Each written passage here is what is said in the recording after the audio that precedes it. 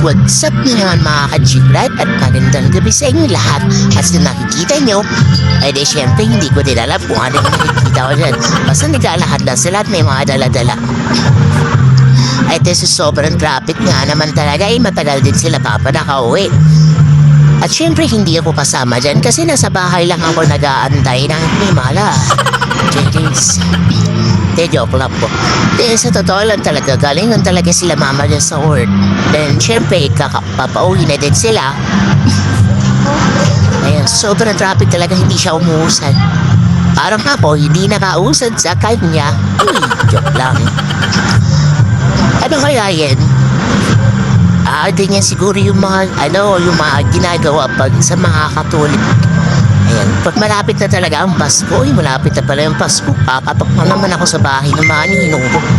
Layo pala ng ninong ko,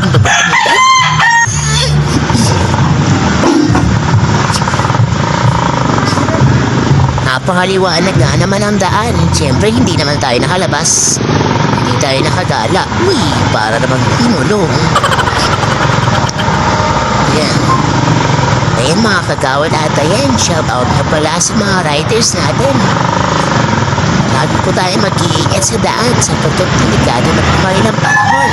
Lalo na po puso ang pangdaan. Shout out na pala kay ate. Ang ganda ng sombrero niyo po.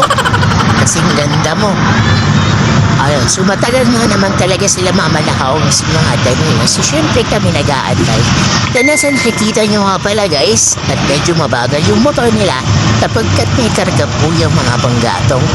Eh syempre, punta rin talaga, masarap talaga yung pagkain. Pagkain talaga sa panggatong talaga. Sabis mo apoy. Yan po talaga natagayan sila mama sapagkat napaka-traffic nga naman talaga ng daan. Samantalang kami dun sa bahay, naghihintay lang kami. Naghihintay ang Himala.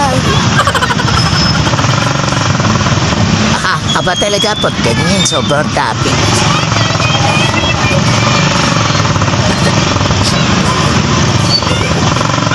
Ang dami mga riders. Nasiksikan talaga sa daan.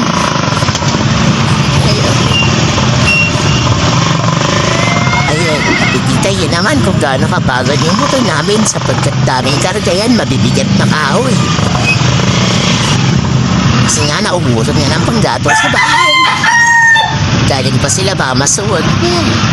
Napakasipag nga naman ng mga magulang ko. Swerte ko nga naman na nagkaroon ako ng mga magulang pa. Pahingi ng pera sa Pasko.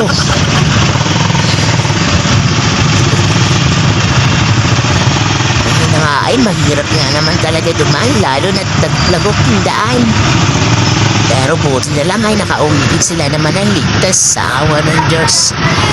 Sobrang sipag na mga magulang pa, wala na akong masabi. Wow! Talagang ads wala akong tuhap. Ay, mama.